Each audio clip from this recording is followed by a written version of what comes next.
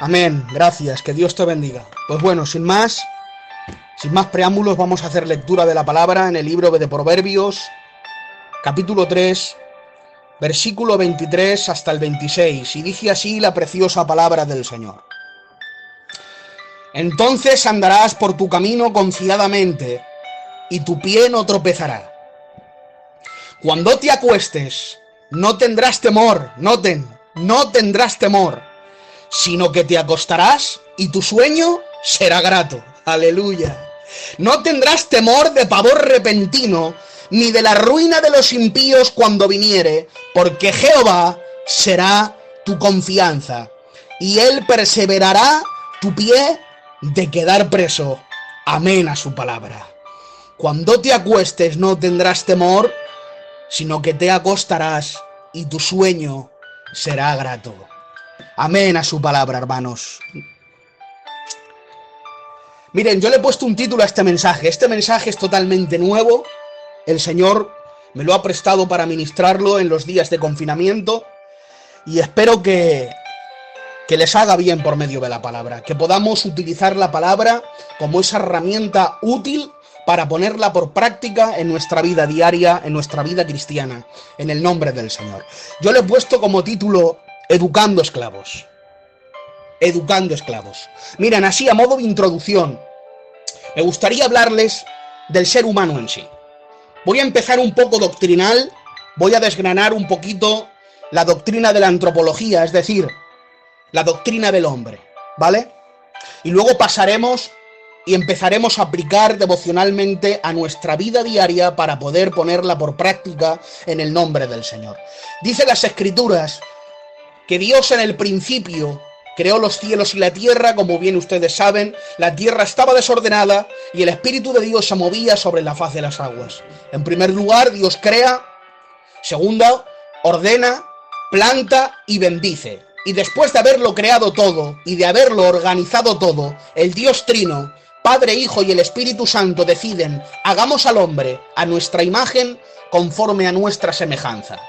Entonces formó al hombre del polvo de la tierra y sopló en su nariz aliento de vida, y añada la palabra, y fue el hombre un ser viviente. En ese momento es cuando el hombre recibió la vida de Dios, cuando sopló en su nariz aliento de vida. El hombre es tripartito, es decir, el hombre se compone de espíritu, alma y cuerpo. Hay varios versículos en la Sagrada Palabra que nos ilustran y nos enseñan esta doctrina de la antropología. Pero hay uno que me quedo especialmente con él porque me hace mucho bien. Dice la pluma del apóstol Pablo a los tesalonicenses, capítulo 5, verso 23. Y todo vuestro ser, espíritu, alma y cuerpo, sea guardado irreprensiblemente para la venida de nuestro Señor Jesucristo. Es decir, el cuerpo se compone de la forma corpórea. Nosotros estamos revestidos de cuerpo, la forma corpórea que podemos visualizar, los miembros, los órganos y todo lo que podemos ver. Por segundo, el hombre se compone de espíritu, y en nuestro espíritu es donde habita Dios. En el espíritu del hombre habita Dios. Nos lo enseña el apóstol Pablo en Romanos capítulo 8, verso 16, y dice así: el espíritu mismo, haciendo referencia al Espíritu de Dios, da testimonio a nuestro espíritu que somos hijos de Dios. En cierta ocasión, un teólogo muy acertado llamado Wang Mani dijo: el hombre no fue creado meramente para recibir comida en su estómago, ni para acumular conocimiento en su mente, sino para contener a Dios en su espíritu. Aleluya. Vuelvo a leer el capítulo 8 del versículo 16 de Romanos. Y el Espíritu mismo, hablando del Espíritu Santo, da testimonio a nuestro espíritu de que somos hijos de Dios. El hombre está compuesto de cuerpo, la forma corpórea de lo que podemos ver, de espíritu, y en nuestro espíritu habita Dios. Y en tercer lugar, el hombre está compuesto del alma. En el alma encontramos los sentimientos, la voluntad y la conciencia. Abro un paréntesis en esta tarde y enseguida me van a entender. Ustedes se acuerdan de la vida de Jonás. Jonás fue profeta con llamado y comisión, y le dijo: Jonás, levántate y ve a Nínive a pregonar en contra de aquella gran ciudad, porque su maldad ha llegado hasta mí. Y añade las escrituras y dice la palabra: y Jonás se levantó, pero se levantó para huir de la presencia de Jehová. No quiso obedecer la voz de Dios, no quiso cumplir la comisión de Dios, se quiso marchar de la presencia del Señor. Pero me llama la atención porque en ningún momento Dios le dijo: ve y envíales un mensaje de condenación, o envíales un mensaje de amor, perdón, un mensaje de arrepentimiento. Ve y diles que yo soy un Dios de amor. Diles que si se arrepienten, si se vuelven a mí y se inclinan ante mí, yo les perdonaré. Todo lo contrario, iglesia. Les dice: ve con un mensaje de juicio. Enjuícialos, Jonás, porque su maldad ha llegado hasta mí. En ningún momento Dios le envió que predicase un mensaje de amor y de arrepentimiento. Todo lo contrario. Ve y enjuicia a Nínive, porque su maldad ha llegado hasta mí. La gran capital de Asiria ha hecho tanto estragos que su maldad ha llegado hasta ante mi trono. Enjuícialos, Jonás.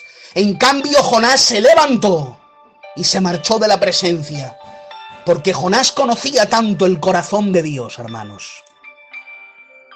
Jonás conocía tanto a Dios, que sabe Jonás que Dios es enemigo del pecado, Dios aborrece el pecado. Dios no puede estar junto al pecado porque su naturaleza es santa, pero bien sabe Jonás que Dios es amor, su naturaleza es amor. No es que contenga amor, es que Dios es amor, toda su naturaleza es amor. Y si Nínive tuviese la oportunidad de inclinar su corazón y arrepentirse, Nínive recibiría el perdón de parte de Dios. Y Jonás no estaba dispuesto a pagar el precio, porque era más alta su orgullo que la misma comisión de Dios. Jonás quería ser utilizado por Dios, pero quizá Jonás habría querido ser un profeta utilizado a las 12 tribus de Israel, a los de su sangre. Así os dice el Señor: yo soy el profeta Jonás. Así os dice el Señor: arrepentíos, pueblo mío, porque yo vengo con grande amor, si no os enjuiciaré. En cambio recibió una comisión totalmente diferente: ve y pregona en contra de los ninivitas, en contra de los gentiles. Él querría ser utilizado para los de su tribu y para los de su sangre. En cambio recibió una comisión totalmente diferente. Y déjame decirte en esta tarde, dicho sea de paso, no es como tú quieras, es como Dios quiera en tu vida. Todos queremos ser utilizados por Dios, pero no es como no es como tú quieras, es como Dios quiera en tu vida. Necesitamos borrar conceptos de nuestra mente, que Dios no es un Aladino, que frotas la máscara, que frotas, hermanos míos, la lámpara y sale el Aladino y te dice: te cumplo 3 deseos, dime, ¿qué quieres? Que Dios no es Aladino, que Dios no está bajo la sumisión de tu voluntad. Usted y yo estamos bajo la sumisión de la voluntad del soberano, de los reyes de la tierra, que dice el libro del Apocalipsis que Él quita y pone reyes según su antojo en la soberanía de su voluntad. Todos queremos ser utilizados por Dios, pero no todos queremos pagar el precio del llamado. Y vuelvo a repetir, no es como tú quieras que sea en tu vida, es como Dios quiera que sea en tu vida. Bendecido sea el nombre del Señor. Dice la palabra que huyó de la presencia, se marchó de la presencia, rumbo a Tarsis, lejos, porque no estaba dispuesto a pregonar. Pero llegó el momento que su alma desfallecía, se vio abatido por la desobediencia del llamado. Porque déjame decirte que toda la desobediencia se paga, hermanos.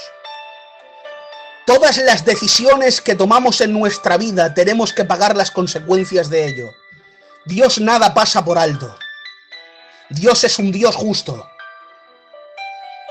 Y todo aquel que desobedece su llamado paga las consecuencias de ello. Y Jonás en el capítulo 2, verso 7, hace una oración y dice: cuando mi alma desfallecía en mí, en su abatimiento, en su dolor más profundo por medio de la desobediencia, por marcharse de la presencia de Jehová, dice: cuando mi alma desfallecía en mí, dice la palabra, me acordé de Jehová y mi oración llegó hasta ti en tu santo templo. Cierro el paréntesis y volvemos a la palabra. Noten la oración que hace el profeta Jonás. Cuando mi alma desfallecía, aquí encontramos el sentimiento del alma. Me acordé, la conciencia y mi oración, la voluntad. Por lo tanto, encontramos el sentimiento del desfallecimiento, me acordé, conciencia, y mi oración, voluntad. Alabado sea el nombre del Señor. Por lo tanto, el hombre está compuesto de alma, cuerpo y espíritu. En el espíritu habita Dios y nuestros sentimientos en el alma. Como hemos visto en Jonás. El alma, desfallecimiento, dolor y amargura. El alma, hermanos, Iglesia de Zorroza, el alma es la encargada de producir sentimientos. Sentimientos de lágrimas, sentimientos de temor, sentimientos de miedo, sentimientos de inseguridad, sentimientos de incertidumbre. Todo esto lo producen los sentimientos del alma. El alma es la encargada de producir alegría en nuestro corazón y también es la encargada de producir temor, lágrimas, tristeza, inseguridad e incertidumbre. Y ya entro en la palabra y yo digo, Iglesia de Zorroza, ¿la iglesia debe vivir en el temor? Pregunto, ¿la iglesia debe vivir en el temor? Yo sé que ustedes son una iglesia ferviente, me imagino que me están diciendo amén. ¿La iglesia debe vivir en el temor? Yo digo que en ninguna manera. La iglesia no puede dejarse amedrentar por los sentimientos producidos por la emoción del alma, por la situación que estamos viviendo, porque todos nuestros temores, noten, todas nuestras incertidumbres, todas nuestras inseguridades fueron clavadas en la cruz y fueron consumidas en aquella exclamación del Cordero de Dios cuando dijo: consumado es. Allí se consumieron tus temores, allí se consumieron tus inseguridades, allí se consumieron tus incertidumbres. Y ahora la iglesia de Zorroza no puede vivir en el miedo, no puede ser esclavo del temor, sino que la iglesia de Zorroza debe vivir en el amor, en el gozo, en la paz, en la felicidad, en la alegría, porque repito, todos tus temores fueron consumidos en la exclamación de consumado es. Bendecido sea Dios para siempre.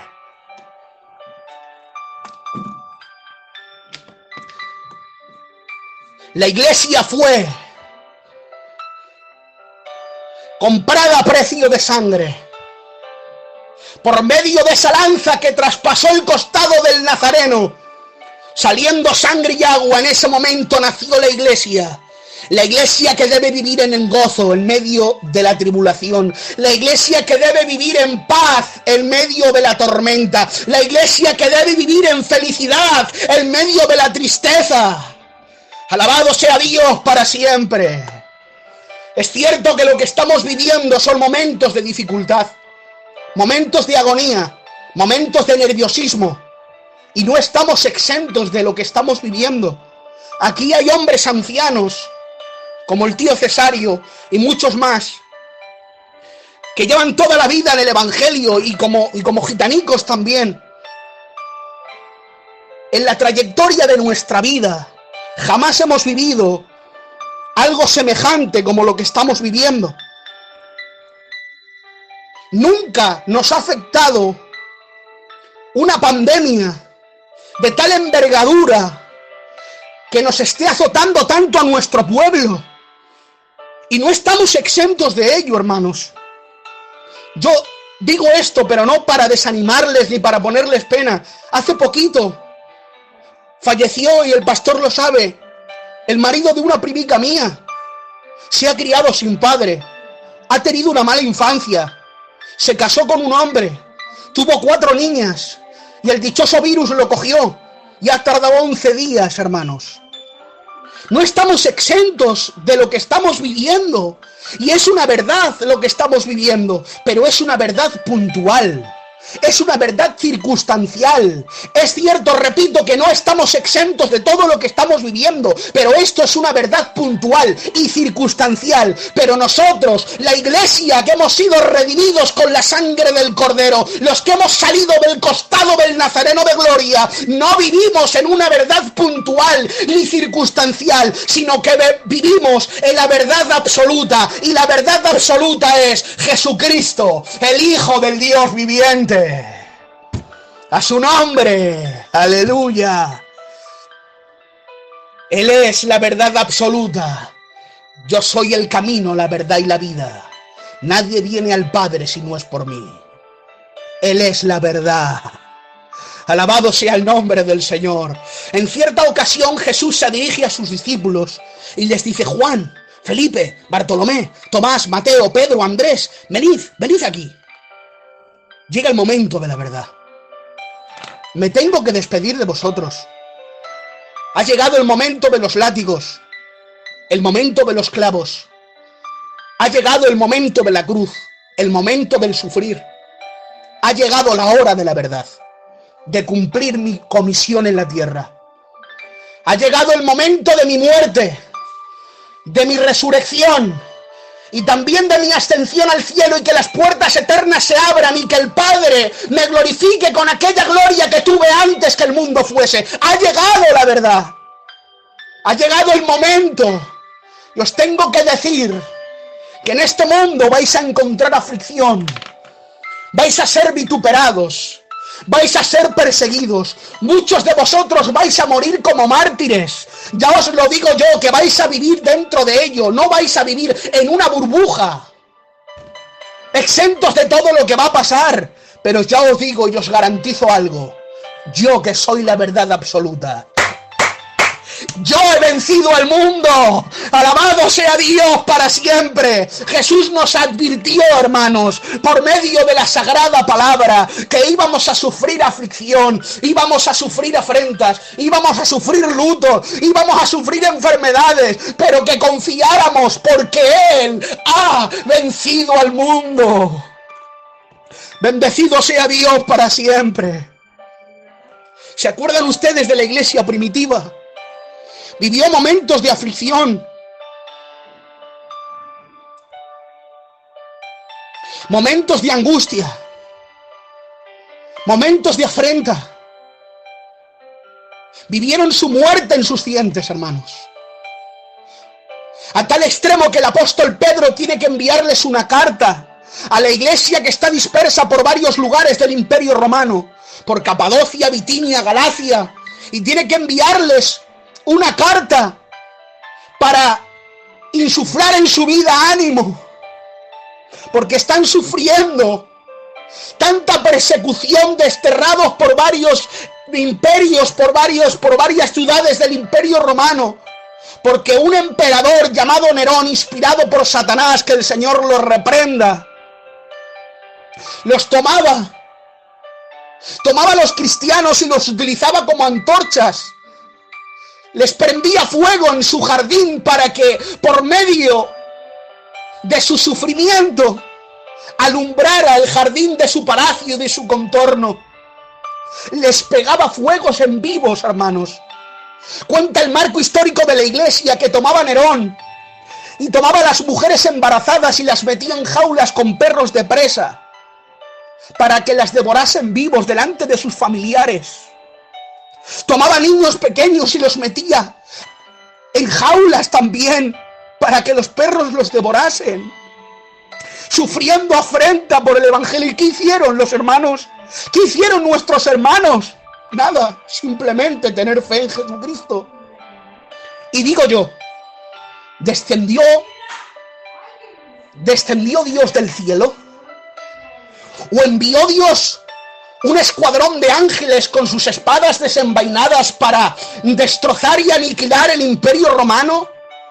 ¿Para destrozar y aniquilar al emperador Nerón? En ninguna manera, hermanos. Dios no descendió del cielo, ni tampoco envió ángeles para evitarles la muerte.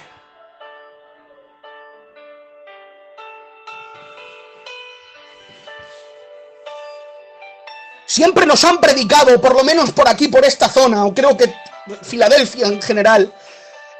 Me he criado en el evangelio, mi padre pastor, mi hermano pastor, mi tío responsables, y he visto, me he caído en los bancos del púlpito y me he hinchado a escuchar, y es cierto, es verdad, es verídico, es amén. Dios solucionará tu problema, amén. Dios solucionará tu problema, aleluya. Dios solucionará tu problema, amén. A veces Dios soluciona tu problema. Evidentemente que Dios puede sanar a un enfermo, evidentemente que Dios puede suplir tus necesidades económicas, evidentemente que Dios puede resucitar a un muerto, evidentemente Dios puede levantar a un paralítico, por supuesto que Dios puede solucionar tu problema, pero a veces Dios no soluciona tu problema.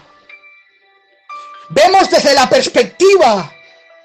una perspectiva del evangelio, que Dios soluciona tus problemas, y es cierto, es amén, no digo lo contrario para nada, puntualizo, Dios puede solucionar tu problema, pero no siempre lo hace. No siempre lo hace. Repito, Dios no envió ángeles del cielo para que los librase de la mano del emperador Nerón. Dios no impidió que Sadrach, Mesach y Abednego entrasen en el horno de fuego. Pero ¿saben una cosa? Dios estuvo con ellos en el horno de fuego. Y no se postraron ante la estatua.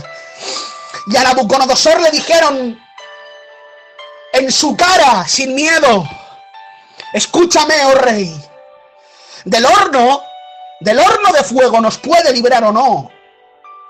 En su voluntad soberana está.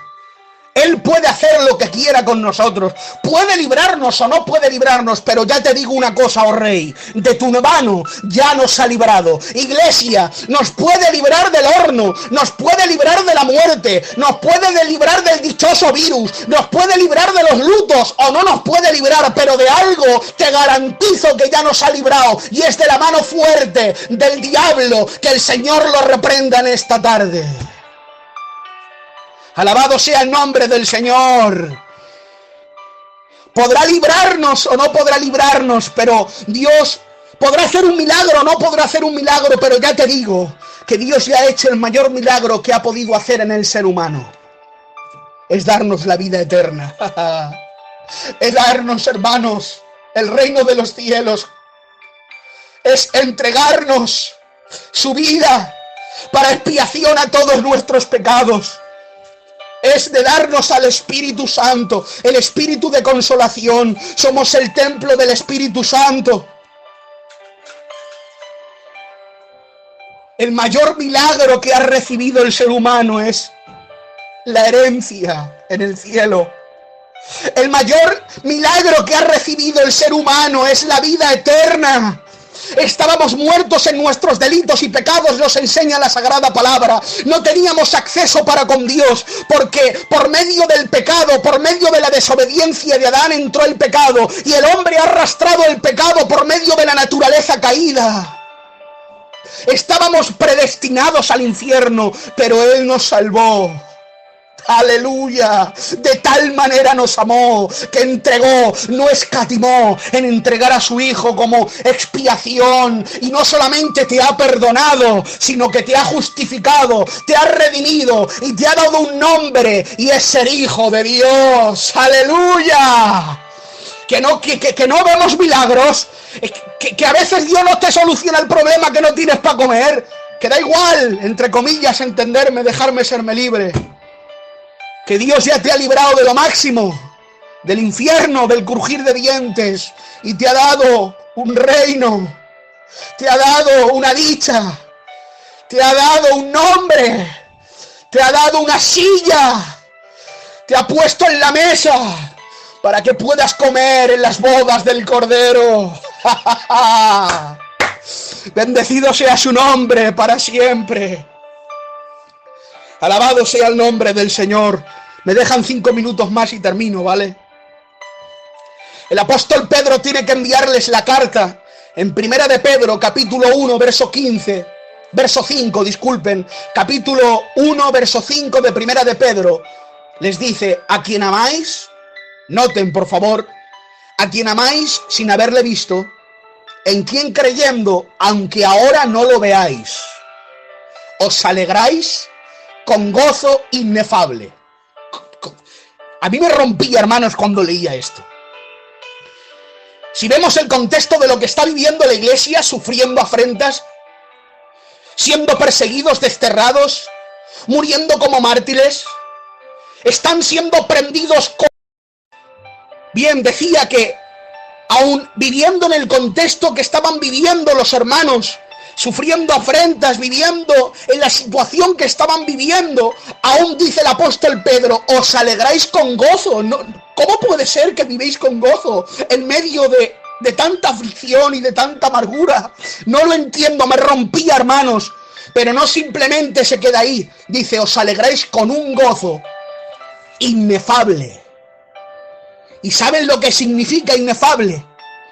Que es un gozo tan sumamente grande, tan sumamente poderoso, tan sumamente excelente, que no hay palabras humanas para poder expresarlo. No hay palabras en el griego, no hay palabras en el arameo, no hay palabras, hermanos míos, en el hebreo, no hay palabras en el castellano, no hay palabras en el euskera, no hay palabras, hermanos, en ningún lenguaje humano, porque es muy sencillo, porque este gozo no es un gozo humano. Claro que no se puede expresar con palabras humanas, porque este gozo no es un gozo humano, es un gozo celestial, es un gozo que solamente lo produce el Espíritu de Dios en el espíritu del hombre.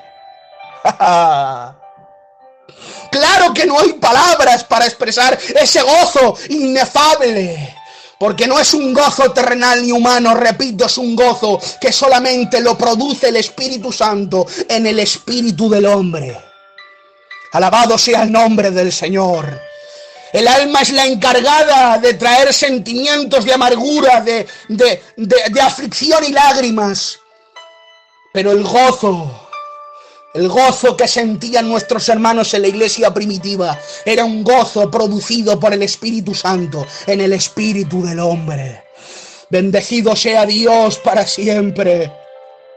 Por lo tanto, como dice el apóstol Pablo, el fruto del Espíritu es amor, gozo, paz, paciencia, benignidad, mansedumbre y templanza. Todo esto no lo produce el alma del ser humano, todo esto no lo produce la carne, todo esto lo produce el Espíritu de Dios en nuestro espíritu. Que bendito sea el nombre del Señor.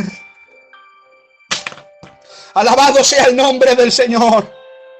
Por lo tanto, la iglesia no puede vivir en el temor.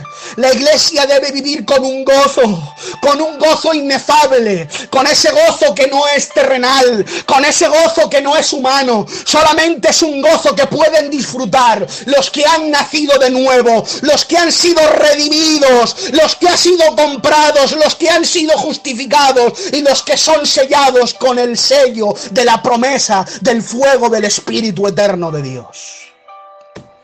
Alabado sea el nombre del Señor. Quiero tomar su mente por un momento. Vénganse conmigo al Calvario. Vénganse conmigo al Gólgota. Allí está clavado un hombre inocente. Es el Verbo de Dios. El Dios hecho carne. Cristo colgado en un madero, despendido entre el cielo y la tierra como un melachor. Imaginaos a Cristo en la cruz, el creador de todas las cosas, el creador que le dio forma al ser humano, ahora está clavado en la cruz. Nos enseña la pluma del apóstol Pablo a los Colosenses capítulo 1 verso 16, porque en él, hablando de Cristo, fueron creadas todas las cosas, tanto en los cielos como en la tierra, visibles e invisibles, ya sean tronos o dominios, o poderes, o autoridades. Todo ha sido creado por medio de Él y para Él. Todo lo que ha sido creado por Él y para Él, para el disfrute de nuestro Cristo. Y ahora el creador de todas las cosas, crucificado como un malhechor. Las manos benditas del creador están siendo clavadas por el ser creado. Quiero que lo vivan como yo lo he recibido, hermanos. El ser humano que fue creado en el principio, que fue puesto en el Edén, que ensopló en su nariz aliento de vida, que le dio forma, que le dio forma en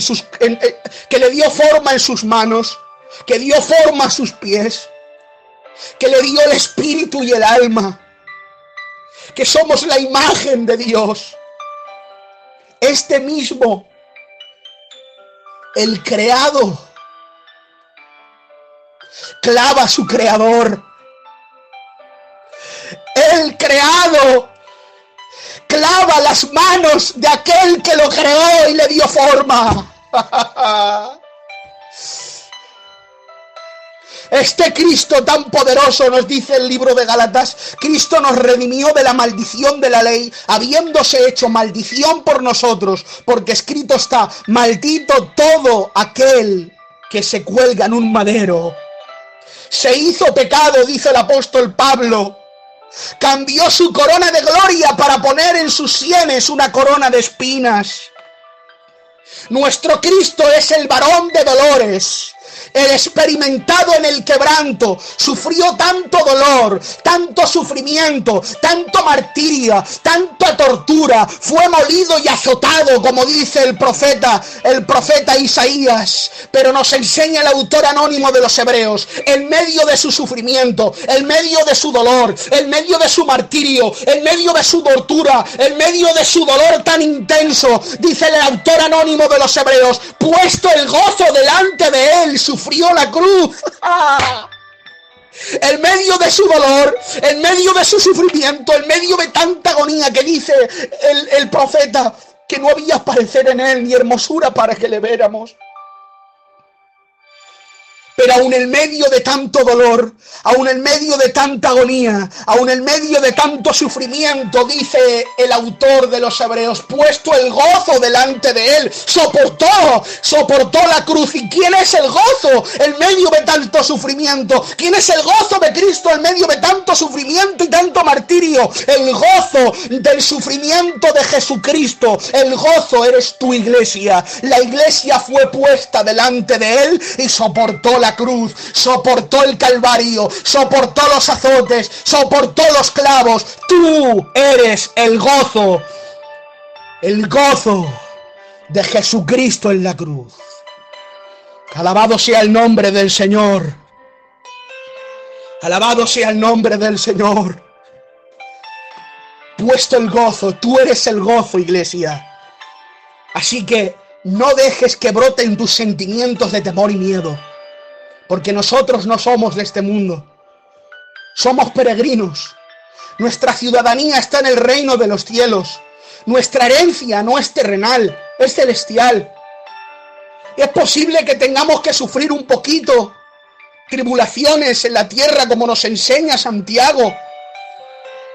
Es necesario, pero nos tenemos que alegrar. Porque sabemos que todo esto es necesario, porque nosotros, repito, no somos de este mundo. Nuestra herencia no es terrenal, es celestial. Nos espera el reino de los cielos, nos espera las calles de oro, nos espera, hermanos míos, nuestros seres queridos en el reino de los cielos. Nos espera Jesucristo con sus manos horadadas. Nos espera la eternidad en el cielo. Tu herencia no es terrenal, tu herencia es celestial. Y tenemos una esperanza viva. El mismo Pedro dice: bendito el Dios y Padre de nuestro Señor Jesucristo, que según su grande misericordia nos hizo renacer. ¿Para qué? Para una esperanza viva. para una herencia incorruptible, incontaminada e inmarcesible, reservada ¿dónde? ¿En la tierra? No, en los cielos. Alabado sea el nombre del Señor. Tu esperanza está en el reino de los cielos. Tu esperanza es el cielo. Tu herencia es el cielo. Que bendito sea el nombre del Señor. En cierta ocasión vi en la televisión una anécdota, o mejor dicho, una entrevista. Un entrevistador entrevistando a un filósofo de la vida. Y entre otras preguntas, le dijo: ¿y qué piensas de la esperanza?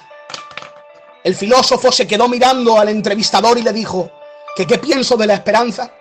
La esperanza me frustra. La esperanza me incomoda. La esperanza me impacienta, porque la esperanza viene del verbo esperar. Por lo tanto, todo lo que me hace esperar me impacienta y me incomoda. Por lo tanto, no me agrada la esperanza. Y ahí me hablaba Dios de alguna forma al corazón. Claro, ¿cómo va a vivir con alegría ese hombre si tiene una esperanza muerta? Si tiene una herencia, hermanos míos, corruptible de pecado. Pero la iglesia no debe vivir, hermanos míos, en la amargura. No debe esperar con impaciencia. No debe esperar con frustración, sino que tiene una esperanza viva, reservada en el reino de los cielos. Espera con gozo, espera con alegría, espera con libertad, espera a que tu amado descienda de los cielos y te tome a ti mismo. Se tomará a sí mismo, dice la palabra, porque somos el cuerpo místico de Jesucristo.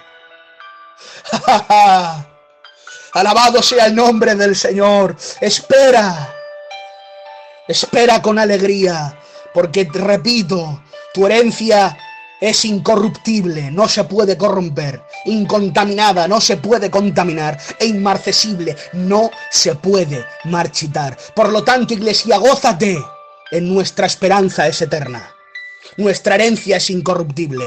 Te dejo con un versículo de la palabra y hasta aquí la palabra. Romanos capítulo 8, verso 15. Dice la palabra: pues no habéis recibido el espíritu de esclavitud para estar otra vez en temor, sino que habéis recibido el espíritu de adopción, por el cual aclamamos: Abba, Padre. Abba, Padre. No habéis recibido otra vez el espíritu de esclavitud para vivir en el temor, sino que habéis recibido el espíritu de adopción, por el cual aclamamos: Abba, Padre. La palabra Abba viene del original en el griego, que tiene por connotación, iglesia de Zorroza, connotación de ternura. Es decir, como un hijo pequeño llama a su padre con total dependencia de él. Abba, Padre. Aclámale en medio de esta angustia. Dile: Abba, Padre.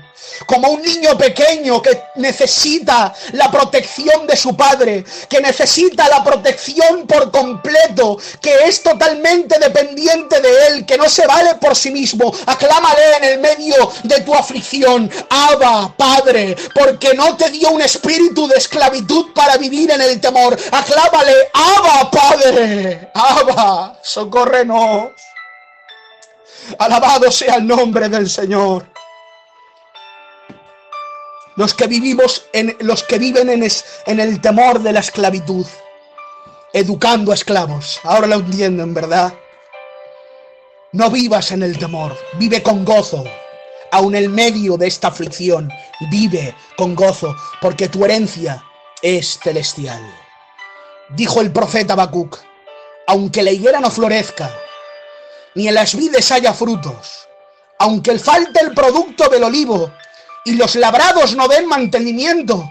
Añade el verso 18 el profeta: con todo esto yo me alegraré en Jehová y me gozaré en el Dios de mi salvación. No entendía el juicio que Dios estaba enviando a su pueblo, viendo que las demás provincias y los demás países estaban siendo injustos, estaban cometiendo pecados, y Dios enjuicia a su pueblo de Israel. No le entiende, pero tiene que acabar el profeta, depender por completo de él y decir: aunque la higuera no florezca y en las vides haya fruto, aunque falte el producto del olivo y los labrados no den mantenimiento. En otras palabras, aunque no vea la mano de Dios por ningún lugar, aunque yo crea que Dios está cometiendo una injusticia, con todo eso, aunque no vea milagros en mi casa, aunque tenga fallecimientos en mi casa, aunque vista de negro y a veces tenga que llorar cuando presente la noche, aunque tenga hospitalizados en el hospital, aunque tenga una mala infancia y no vea la mano de Dios por ningún lugar, con todo eso yo me gozaré en el Dios de mi salvación. Alabado sea el nombre del Señor. Por lo tanto, la conclusión del mensaje: no vivas en el temor. No eres esclavo de tus sentimientos. No eres esclavo de tus sentimientos de temor ni de miedo. Recuerda, tu herencia no es terrenal, es celestial. Vive gozoso de lo que te espera. Así que te dejo con estas preciosas palabras que le dijo el apóstol Pablo a los tesalonicenses. Estad siempre gozosos. Siempre. Cuando todo os vaya bien y cuando todo os vaya mal. Estad siempre gozosos. Amén. Estad siempre gozosos. En el nombre del Señor. Espero haberte hecho bien. Disculpar si me alarga un poquito, pero de verdad, hermanos, que he disfrutado. El Señor me estaba tomando, disculparme. A lo mejor para algunos he sido pesado, pero a lo mejor hay un alma, como he dicho al principio, que no me importa predicar a multitudes. Con solamente un alma necesitada, yo me doy por satisfecho. Así que si he sido un pelín largo, discúlpenme, pero si ha habido una persona que estaba necesitada de esta palabra, pues ya estoy contento, aunque para algunos haya sido pesado, ¿vale?